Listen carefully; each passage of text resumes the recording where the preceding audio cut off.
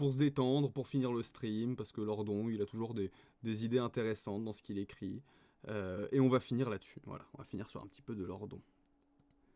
Est-ce que... Non, c'est pas ça. C'est ça. Voilà. Garantie économique générale et production culturelle. Qu'est-ce qu'il va nous dire là-dedans? Alors...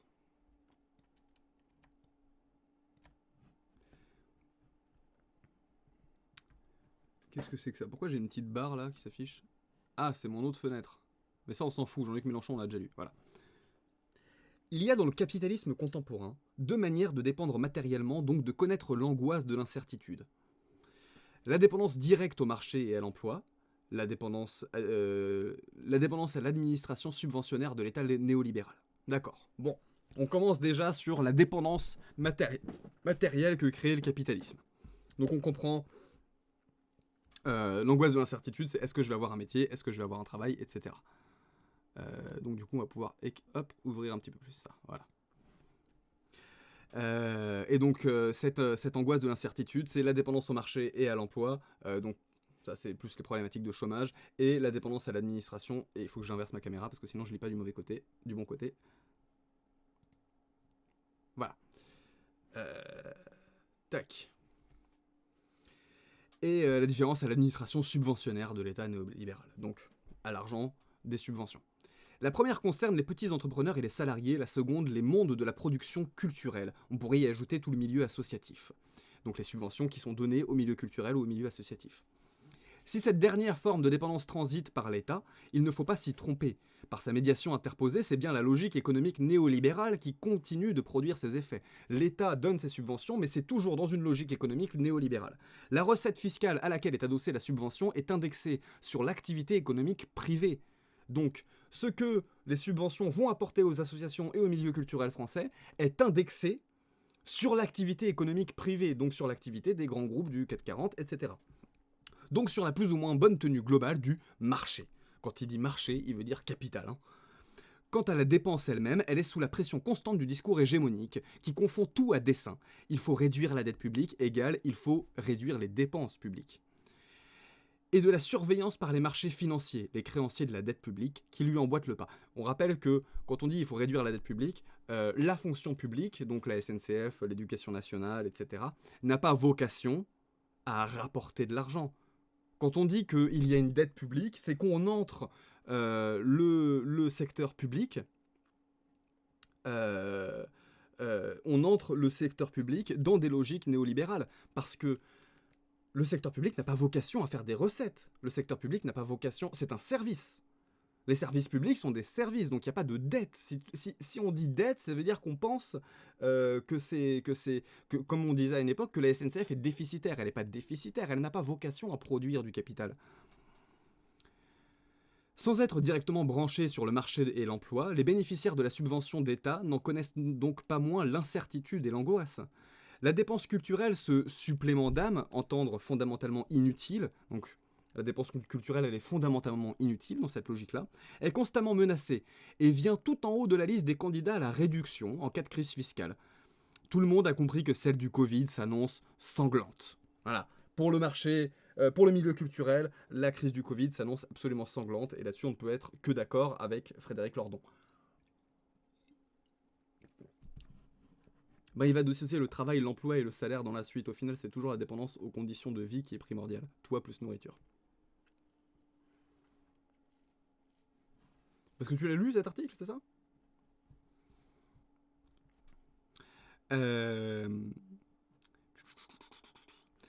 Et s'il dissocie travail, emploi et salaire, c'est que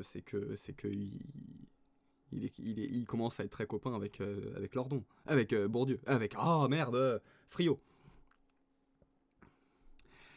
Les producteurs culturels, quoique ne relevant pas immédiatement du système marché-emploi, n'en sont pas moins bien placés pour savoir que la précarité générale, instituée par le néolibéralisme, les concerne au premier chef. Eux aussi, comme les salariés, vont pouvoir se faire un sang d'encre, car fût-ce par la médiation de l'état de subvention, ils sont plongés comme les autres dans la grande instabilité du marché et soumis à son aléa de principe. Eux aussi, en ce moment, se tordent les doigts et se ravagent avec la question, la même que celle des salariés, qu'est-ce qu'on va devenir ? Ah, t'as un lecteur assidu de Lordon. Bah, c'est bien de savoir qu'on en a. Qu'est-ce qu'on va devenir? Et oui, avant, il y avait que les précaires du capitalisme qui se posaient cette question-là, et maintenant, il y a maintenant le milieu de la culture. C'est cette logique de l'angoisse que la garantie économique générale vise à détruire. Découpler activité et moyens matériels d'existence, puisque c'est là le cœur de la proposition dite de salaire à vie de Friot, tiens donc. Supprimer toute conséquence matérielle personnelle de la production individuelle, alias de la proposition privée, ne fait pas que soulager des incertitudes de la survie dont les données sont définitivement stabilisées, mais libère des possibilités d'activité inédites. Soulager tout ça, ça ne fait pas que soulager, ça crée aussi également des nouvelles possibilités d'activité qu'on ne connaît pas. Et qu'il reste à imaginer. Dépendance matérielle et créativité distordue. Constitués de tout petits bataillons, souvent d'un tel nombrilisme sociologique qu'ils en ignorent les gros, ceux du salariat, notamment ouvriers, et croient être les seuls à compter vraiment sur la scène sociale, les mondes de la production culturelle n'en offrent pas moins un accès aux enjeux centraux du salaire à vie, quoique celui-ci n'ait pas été abordé, n'ait d'abord pas été pensé pour eux. Voilà, le salaire à vie, il est d'abord pensé pour ceux qui travaillent et non pas pour le milieu de la culture. Mais, car avec ses particularités, leur cas aide à cerner d'encore plus près le lieu du poison capitaliste, qui est dans l'accrochage des moyens de la survie individuelle à la validation sociale des propositions privées. À partir du moment où cette validation sociale prend la forme monétaire, et ceci que l'argent vienne du marché, de l'emploi ou de l'État capitaliste, le propre du capitalisme, c'est de donner à la validation sociale la forme monétaire et réciproquement d'avoir fait de la forme monétaire le mode majoritaire de la validation sociale. La validation sociale est faite grâce à l'argent. L'argent va créer de la validation sociale, va donner de la validité aux propositions sociales qu'on peut en faire.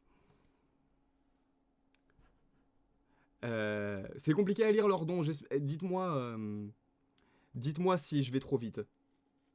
Dites-moi si je vais trop vite. Oui, le milieu de la culture, il travaille, mais il n'est pas un secteur de production au sens... alors, il est un secteur de production au sens où l'entendrait Friot, puisque Friot dit que dans le capitalisme, il y a plein de travail qui produisent quelque chose, mais qui n'est pas une chose qui est capable de rentrer sur le marché. Notamment les profs, notamment les gens du milieu de la culture, ils produisent des choses, mais ce qu'ils produisent n'arrive pas à rentrer sur le marché. Oui, son blog est bien plus accessible que ses bouquins, et c'est pour ça qu'on va avoir besoin de beaucoup de temps pour se préparer à ça, Capitalisme, désir et servitude, qui est très compliqué. Hein.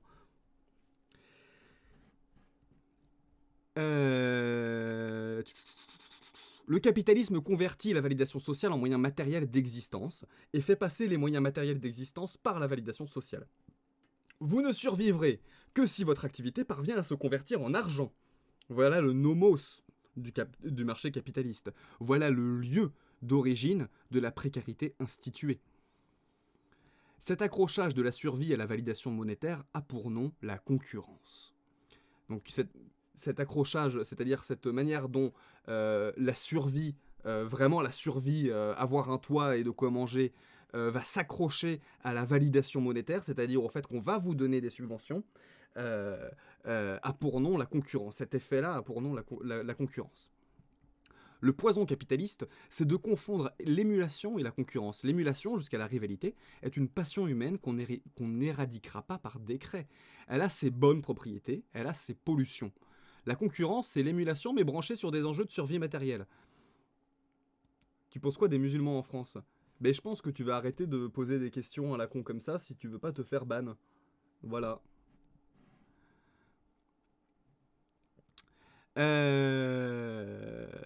Donc sur des enjeux de survie tout court, contrairement à ce que répand le discours libéral depuis des décennies, la concurrence ainsi redéfinie ne fait pas s'activer les gens pour le meilleur, elle les fait s'activer sauvagement, comme s'activent les humains lorsque leur survie est en jeu. Donc, en dehors de ce qu'on disait la dernière fois dans le capitalisme luxueux, dans le communisme luxueux, sur ce qu'apporte le communisme en termes de conditions de travail qui permettent de produire du mieux, en plus... cette condition de travail qui n'est pas dans les outils, qui n'est pas dans la manière de vivre, qui n'est pas directement impactée par les volontés du patronat, il y a cet aspect de survie qui fait qu'on travaille mal parce qu'on est dans une, comment il appelle ça, dans une activité sauvage, comme on est quand on doit survivre. La violence de l'enjeu pénètre aussitôt le comportement, se convertit aussitôt en violence du comportement. Ramenés par la concurrence à des enjeux vitaux, les agents s'activent en effet, luttent même, mais ils luttent comme des sauvages. Leur obsession n'est pas de faire les choses bien, elle est de les faire valider, c'est-à-dire convertir en argent. On a encore une fois une preuve du capitalisme comme moyen de dégradation de la qualité de travail en lien avec les conditions de travail. Et oui, son blog est beaucoup plus accessible que ses livres. Ah mais j'ai lu ce truc-là. De là par conséquent que prêts à tout, puisqu'il s'agit de survivre, ils sont notamment prêts à répondre à toutes les injonctions institutionnelles dont leur reproduction matérielle est dépendante en tant qu'elle est accrochée à la validation sociale. Donc ça veut dire que les injonctions institutionnelles, c'est ce qu'on leur oblige à faire, ce qu'on leur ordonne de faire. Une injonction, c'est un ordre. Ils vont répondre à tous ces ordres-là parce que cette survie, cette reproduction matérielle, cette logique qui veut que pour que ça puisse être viable, il faut que ça donne de quoi se nourrir, c'est accroché à la validation sociale. En littérature, par exemple, certains producteurs prennent directement et ouvertement le parti des marchés de masse, et par là s'assurent de la validation de l'institution éditoriale dans le circuit des best-sellers. Voilà, on a un glissement historique que montre Bourdieu dans les règles de l'art, du moment où on avait avant des secteurs artistiques qui étaient vraiment ancrés à droite ou à gauche. Et la littérature, l'écriture du roman, toujours, parce que le roman n'existe en réalité dans sa forme telle qu'on la connaît que depuis le 19e siècle, on a toujours eu du roman de gauche. Le roman a toujours été un centre névralgique de l'intellectualisme bourgeois de gauche. Mais la littérature étant rentrée dans les logiques du capitalisme, on se retrouve avec des auteurs comme Lévy, comme Musso, etc., qui sont des auteurs du capitalisme, de la production de masse.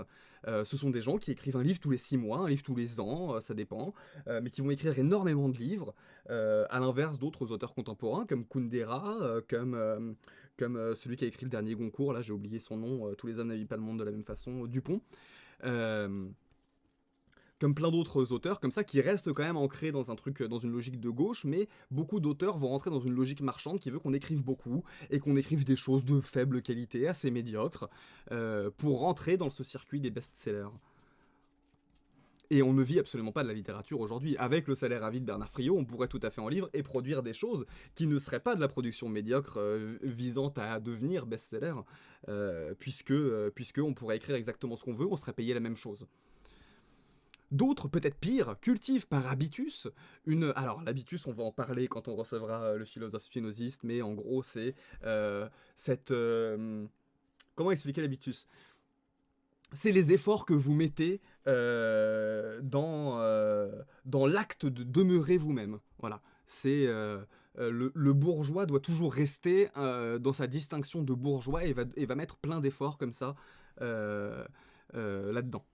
Donc il cultive par habitus, donc par conscience dépravée de classe, voilà, une distinction très ajustée à la demande. Production qui se donne les attributs de la littérature, prennent des postures critiques, voire transgressives, mais sans jamais rien transgresser, ni rien déplacer, donc avec la certitude de se ménager un lectorat significatif, sans doute pas celui des marchés de masse, ostensiblement dédaigné, mais de la bourgeoisie lectrice, qui veut bien se donner le frisson de la pensée non conforme. Comment il s'appelle celui qui fait ça aujourd'hui là ? Houellebecq ? À fond Houellebecq, le mec qui se dit transgressif mais qui ne fait que défendre l'ordre établi et qui ne fait que défendre des idées réac, enfin bref. Donc voilà, qui vont cultiver cette espèce de fausse transgression, cette fausse posture critique, qui va jamais rien déplacer, etc. Bon. Mais jusqu'à un certain point seulement, parfaitement identifié par les producteurs ajustés, et ceci d'ailleurs, c'est là toute la puissance du concept bourdieusien d'habitus, sans que cet ajustement soit nécessairement le fruit d'une stratégie délibérée ou d'un calcul explicite. N'oublions pas qu'on est chez Bourdieu, mais surtout chez Lordon, dans un système spinoziste, c'est-à-dire que le marché des affects et le marché des désirs, c'est quelque chose de très réel, c'est-à-dire que ces gens-là vont faire des choses qui tentent à penser qu'ils les font pour atteindre un certain lectorat, mais ils ne les font pas volontairement. Ils les font parce que le marché les mène à créer ça. La culture, c'est la règle, l'art, c'est l'exception. Ouais, je suis pas très fan de Godard, mais bon, ouais, pourquoi pas. Donc comme on est chez un spinoziste, n'oublions pas qu'on est chez quelqu'un qui ne croit pas que les désirs sont quelque chose qui nous appartiennent et que le libre arbitre est quelque chose qui existe. Hein. Donc ces gens-là ne font pas ça par stratégie délibérée. Combinant en apparence des injonctions contradictoires, porter le fer mais pas trop, bref, se donnant l'air de ces positionnements sont par là, eux aussi, assurés de conserver la validation de l'institution éditoriale. Et oui, finalement, il ne reste plus que ceux qui ont de toute façon déjà été validés. Comme l'atteste d'ailleurs leur franche installation dans le système des prix littéraires, un indicateur très fiable de ce qui dérange quelque chose et qui ne dérange rien. Bien sûr, il y a toujours des ratés, des distinctions qui vont à qui normalement n'auraient pas dû les avoir. Il y a toujours des gens qui reçoivent des prix, il y a des gens de gauche des fois qui reçoivent des prix, et là on est un petit peu déstabilisé, c'est pas normal. Qu'est-ce qu'on fait? Et puis, il y a les autres producteurs, écrivains, artistes qui aspirent à une production affranchie des canons de l'admissible, c'est-à-dire du comestible par l'ordre social et ses institutions. Donc il y a d'autres producteurs qui vont pas utiliser cette soupe prémâchée des lois du marché et qui vont faire leur propre truc, mais qui n'en ont pas moins à survivre matériellement et doivent souvent, la mort dans l'âme, passer des compromis avec les institutions, parce que, comme toujours, à la fin, il faut bien croûter. Je vais le dire à la Lordon. Parce que, comme toujours, à la fin, il faut bien croûter. Eux sont les premiers menacés par l'étranglement financier qui menace de suivre la crise économique. D'une manière générale, la pénurie déchaîne les luttes concurrentielles pour des ressources rares et intensifie tous les effets de la normalisation puisque, situés du côté court, les institutions ont la main comme jamais, en tout cas sur leurs obligés. Voilà. Les obligés, c'est les gens à qui on va permettre, c'est un peu les petits protégés. Décrocher la reproduction matérielle de la validation sociale. Alors comment on fait? Voilà, là, Lordon, il va peut-être nous expliquer un petit peu, parce qu'à gauche, on sait trouver les problèmes et pas les solutions. Hein. Est-ce que Lordon, il va nous trouver des solutions là-dessus, hein?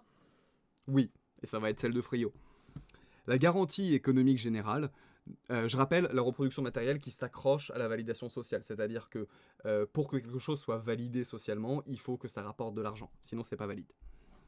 La garantie économique générale ne fait alors pas que relever les producteurs culturels comme tous les autres producteurs de l'angoisse des lendemains, elle supprime toutes les distorsions qui tiennent aux enjeux vitaux de la reproduction matérielle, c'est-à-dire aux impératifs de la validation sociale dans les institutions privées marchandes, entre parenthèses évidemment les éditions, hein, ou publiques subventionnaires, et par là rendre les producteurs culturels à leur nécessité créatrice. Le système public subventionnaire fonctionne quand même mieux que les institutions privées marchandes. Hein. Elle a aussi pour effet de faire en partie exploser le personnage social du créateur, auteur, artiste, qui n'existe comme tel que par l'onction de telle ou telle institution ad hoc, par l'insertion des individus dans leur circuit, le succès répété à décrocher de la subvention, la présence identifiée dans le réseau, etc. Voilà. Vous écrivez l'habitus de l'homme de culture ou la femme de culture qui lui fait suivre les règles de ce qui se vend. C'est par l'art que la transgression advient. Et moi non plus, je suis pas fan de Godard, mais c'est pas ma faute, c'est lui qui a dit ça. Godard, il parle d'habitus. Godard, il a lu Bourdieu. C'est vrai, ça? Putain, je suis surpris de ça.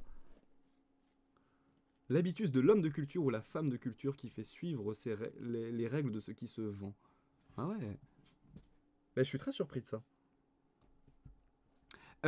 Donc, vous êtes un auteur qui écrivait les choses que vous avez envie, c'est-à-dire des choses de gauche. Marsa Mael va écrire une utopie communiste qui va nous présenter un communisme luxueux, parce que voilà. Et il se trouve que, par miracle, il a une subvention d'État. Mais il n'en aura qu'une. Parce que si ça se vend mal après, il ne sera pas dans le circuit, le succès répété à décrocher de la subvention. Donc de toute façon, il ne deviendra jamais créateur, auteur, artiste, etc. reconnu. Il n'aura jamais cette validation.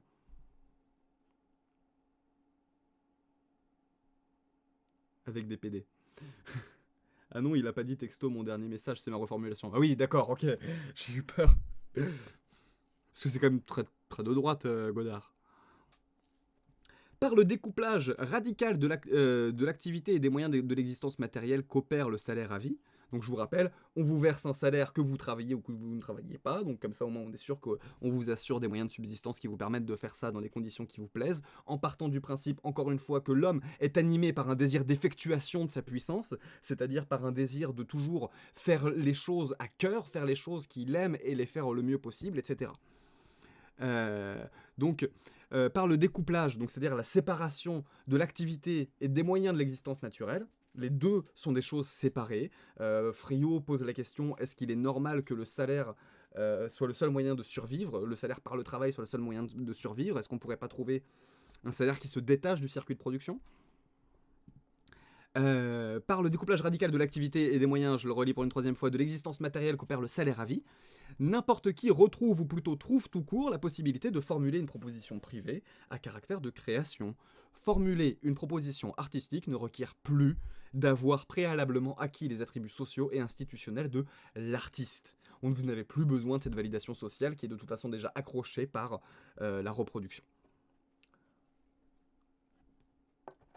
À l'évidence, toute contrainte de validation sociale n'en est pas abolie. Sauf à écrire des poèmes pour ses tiroirs, une proposition privée par son caractère même de proposition fait ipso facto le choix de s'exposer à l'épreuve de la réception publique. Et oui, c'est pas parce que vous avez un salaire à vie que vous allez devenir un auteur reconnu. Parce que pour être un auteur reconnu, il faut encore ne pas écrire de la merde, il faut écrire des belles choses.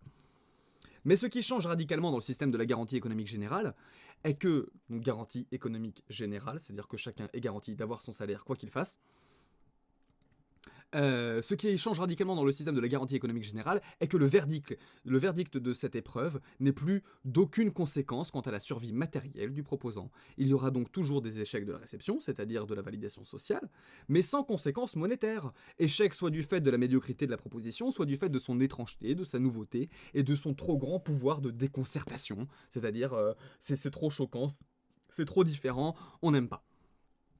C'est-à-dire de son décalage en avant de la sensibilité contemporaine. Je vous avais parlé la dernière fois, on va le ressortir vite fait. Voilà, Lautréamont, les Champs de Maldoror, un échec commercial énorme à sa sortie, vraiment un échec terrible.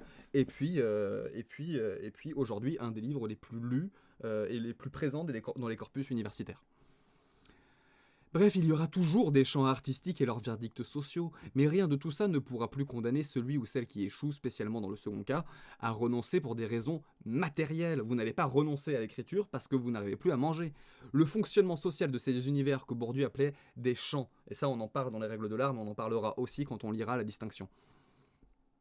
Le fonctionnement social de ces univers que Bourdieu appelait des champs est déjà en soi suffisamment violent, avec tous ces effets d'orthodoxie, de réseau, de faveur, de sélectivité, parfois bien placés. En effet, Marc Lévy n'est pas de la littérature, souvent mal, tel prix Goncourt n'en est pas davantage.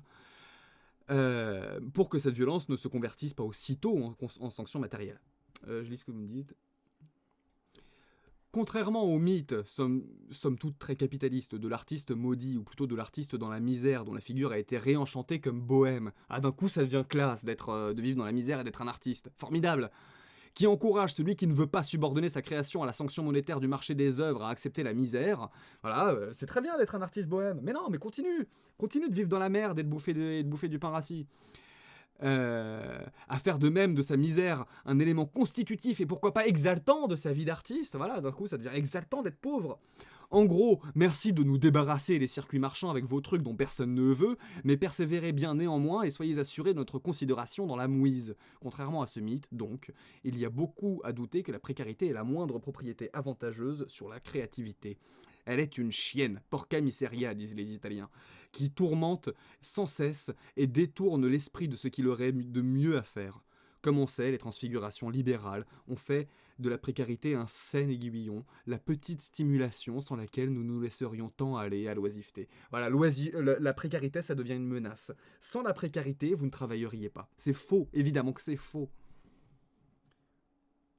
J'ai pas très envie de dire ça, non, Maybe 554, parce que je sais pas ce que c'est. Par contre, vu que tu as inversé ton écran, on ne voit pas correctement les noms des livres que tu... Bah oui, désolé.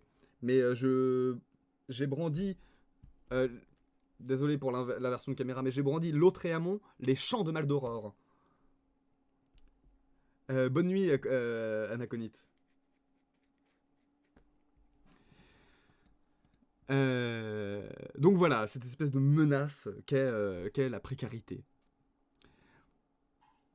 Or c'est faux, la précarité agresse dans le pire des cas, vous les agressez à devenir des agresseurs à leur tour si leurs intérêts fondamentaux sont en jeu. Dans le meilleur ne fait rien faire de bon. Dans le meilleur ne fait rien faire de bon. Voilà. Dans le meilleur des cas, la précarité ne fait rien faire de bon.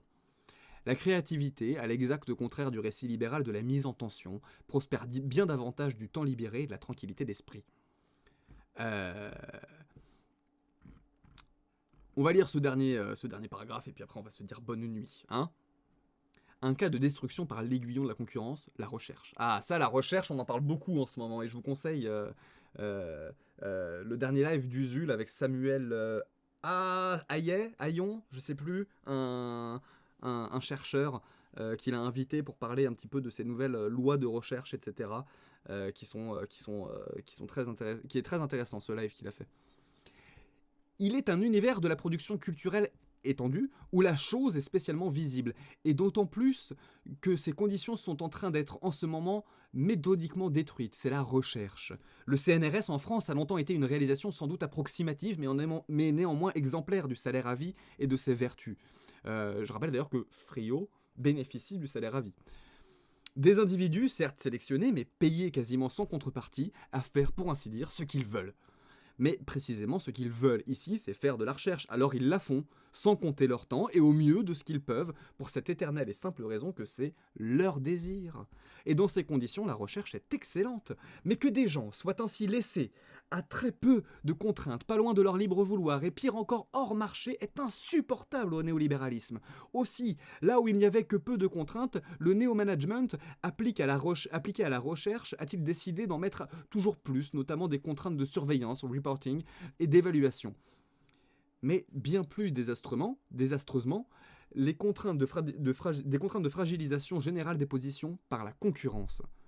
Concurrence pour les ressources nécessaires à la recherche, crédit d'équipement, concurrence pour l'accès aux postes statutaires. La déstabilisation n'est-elle pas une merveilleuse stimulation ? Eh bien non, elle est le pire des corrosifs. Sous son action toxique, les agents commencent à se battre. Et les externalités positives d'une activité fondamentalement coopérative, ça va ? On comprend là, parce qu'il y a beaucoup de mots, mais on comprend ? Dites-moi. Hein.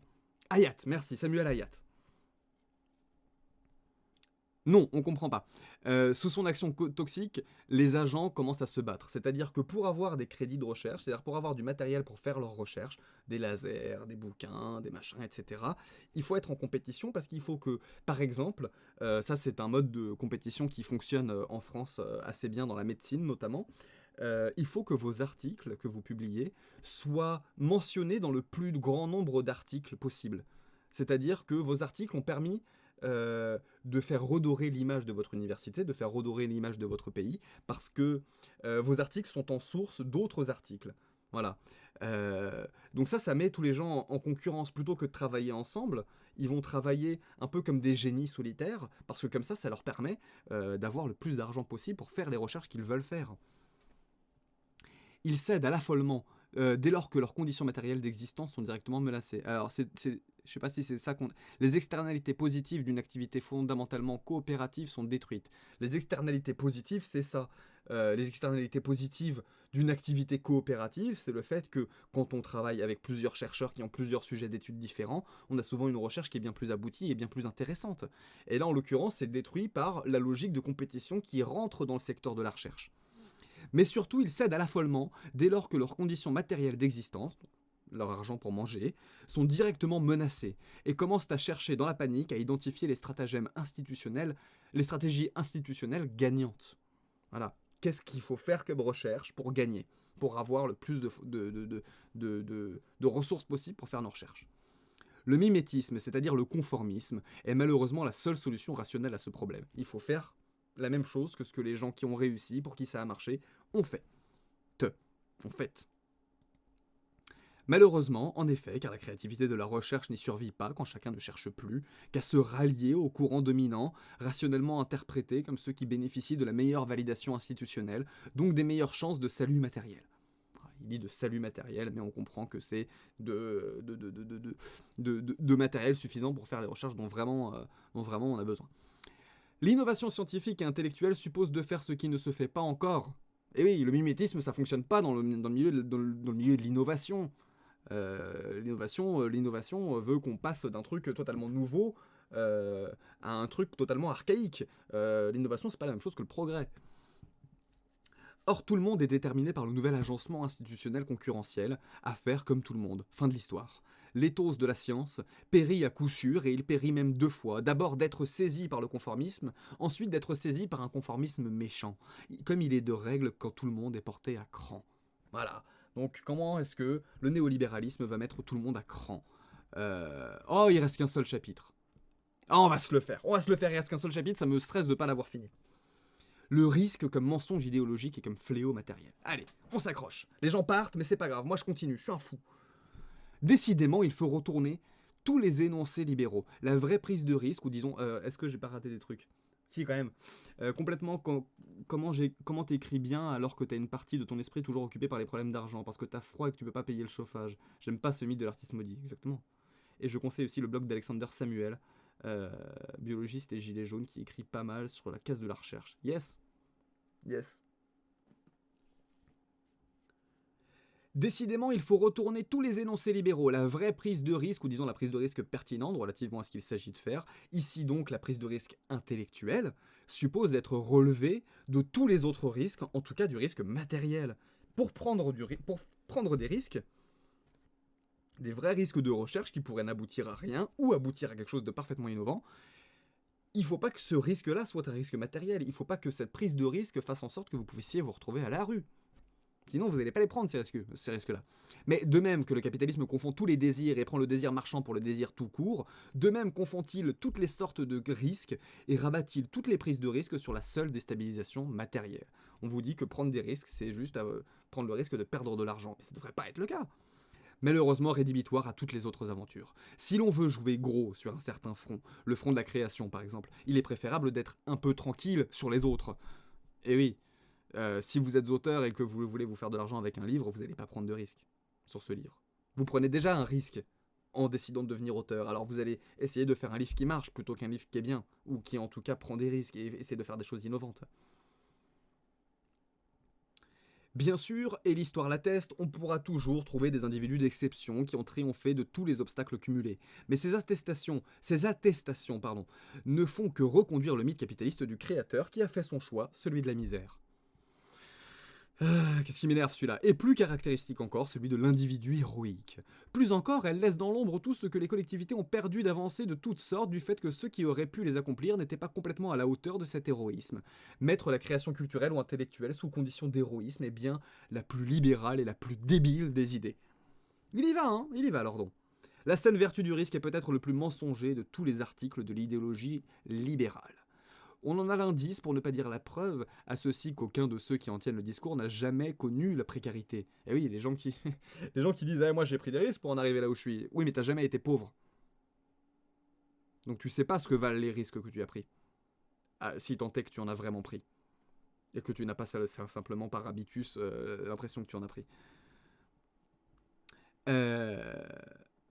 Les zélateurs du risque se reconnaissent à ceux qu'ils n'ont jamais connu de conséquences personnelles à leurs échecs parfois colossaux, par exemple toute la trajectoire professionnelle d'Alain Minck, qui n'est qu'un gigantesque champ de ruines, il va très bien, merci, et à ceux qui sont cuirassés de leur fortune personnelle et de leurs réseaux sociaux et de leur certitude du recasage. Ça veut dire cuirassés de leur fortune personnelle, de leurs réseaux sociaux, etc. C'est-à-dire qu'ils sont sans cesse validés. Il y a sans cesse des gens pour leur dire ce que tu fais est bien, tu es un grand homme, tu es un... Voilà. Ils sont les apologistes du risque pour les autres.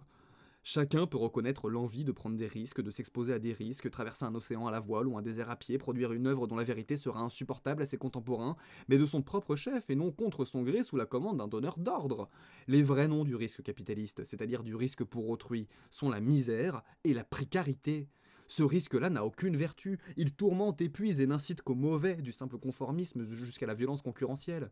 Et en relever tous est le fond.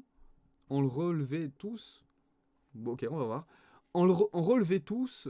Non mais j'ai un problème avec cette phrase. En relever tous, c'est le fond de la pensée communiste. Bon, on va continuer cette phrase. J'ai du mal avec cette structure de... Bon. En relever tous, c'est le fond de la proposition communiste.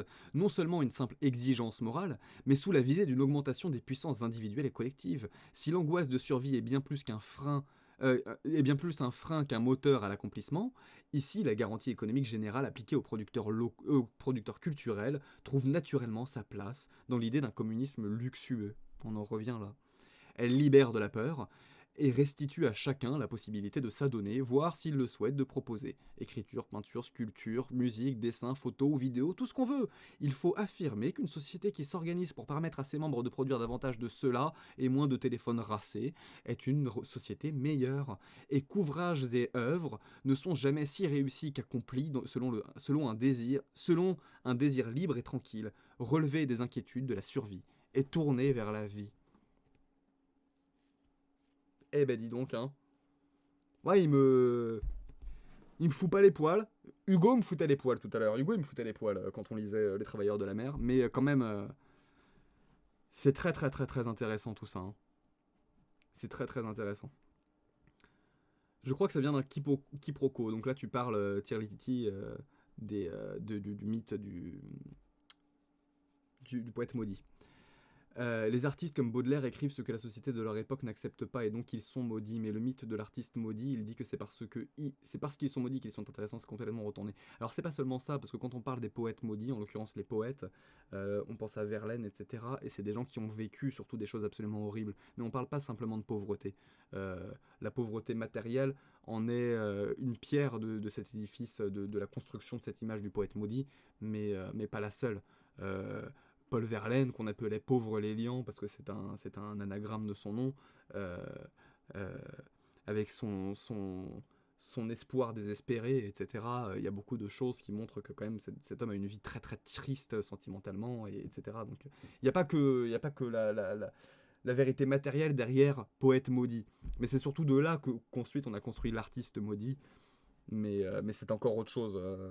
Là, quand la construction plus tard du mythe de l'artiste maudit est une construction matérielle et matérialiste. Hein. Il n'y a qu'à voir le nombre de livres où on refuse que le personnage ne soit pas hétéro ou blanc, le nombre d'éditions venues d'ailleurs où la couverture française efface tout le caractère queer de l'œuvre. Bah oui. C'est aussi une problématique. C'est une problématique que moi je traiterai pas. Peut-être qu'un jour je t'inviterai à en parler parce que moi je suis beaucoup moins concerné. Je préfère faire parler des gens qui sont concernés, tu me connais. Euh, mais c'est vrai, je le constate également. Je le constate également, mais je me sens pas légitime pour en parler. Je me sens pas légitime pour en parler comme toi tu le ferais. C'est super intéressant Lordon, mais je trouve dommage que ce soit peu accessible. Il a une manière d'écrire assez hard, et des fois je trouve que certaines phrases pourraient peut-être être un peu moins belles, mais plus simples. Ouais. Ouais, non mais je suis d'accord. Hein. Lordon, il s'adresse à qui il s'adresse. Hein. Et, euh, et, euh, et souvent, c'est pas les prolos. Enfin, je sais pas, il y a un truc avec Lordon qui... Là, son blog, c'est simple. Hein. Ouvrez ses bouquins. Hein. La dernière fois, je vous ai sorti Capitalisme, désir et servitude. Vraiment... La configuration passionnelle de la mobilisation salariale est structurellement déterminée et donc sujette à des transformations historiques. Ainsi, le premier régime de mobilisation de l'aiguillon de la faim, celui que Marx et qui fait jouer à l'os le désir basal de la reproduction matérielle biologique, a cédé la place à un régime fordien de la mobilisation par l'aliénation marchande joyeuse et l'accès élargi à la consommation. C'est du jargon, hein. C'est du jargon, hein. Ouais, il balance beaucoup de concepts, alors sociologiques, mais pas que. Philosophiques aussi, parce qu'il y a beaucoup de Spinoza dans ce qu'il vient de dire là. Mais ouais, c'est compliqué. Hein. On s'attaque pas à l'ordon comme ça, mais tout comme on s'attaque pas à la philosophie sans un initiateur. La grande différence entre la littérature et la philosophie, c'est que la littérature, c'est un plaisir individuel et c'est une contemplation individuelle. La logique littéraire, je reviendrai après sur pourquoi est-ce que c'est pas tout à fait vrai. La logique littéraire veut que n'importe quel individu qui a le minimum d'éducation est capable de prendre plaisir à lire un roman. La logique philosophique veut que personne ne peut lire du Nietzsche s'il n'a pas été initié à Nietzsche. S'il n'y a pas eu un philosophe qui connaît Nietzsche, qui lui a enseigné à lire Nietzsche correctement, à lire Nietzsche bien, pas à bien lire Nietzsche, à lire Nietzsche bien. Et ça, c'est la différence fondamentale entre les deux. Mais je disais, je vais vous expliquer pourquoi c'est pas tout à fait vrai, parce que le problème, c'est que la littérature qu'on lit aujourd'hui vient principalement des 18e et 19e siècles, et que la langue a évolué, et que donc fatalement, Et qu'ensuite la société a évolué aussi, parce qu'il faut pas oublier que les gens qui lisaient des livres à cette époque-là étaient en très grande partie des bourgeois qui avaient accès à une éducation qui est bien supérieure à celle à laquelle vous avez accès aujourd'hui. Mais à cette époque, à l'époque de Hugo, tout le monde qui savait lire pouvait lire du Hugo. Voilà.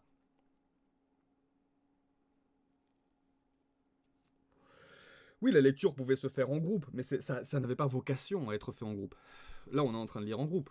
Je pourrais pas dire que la lecture n'a pas vocation, a vocation à n'être pas lue en groupe, à n'être pas pratiquée en groupe, parce que sinon je pourrais pas faire des live lectures. Ce serait un petit peu absurde.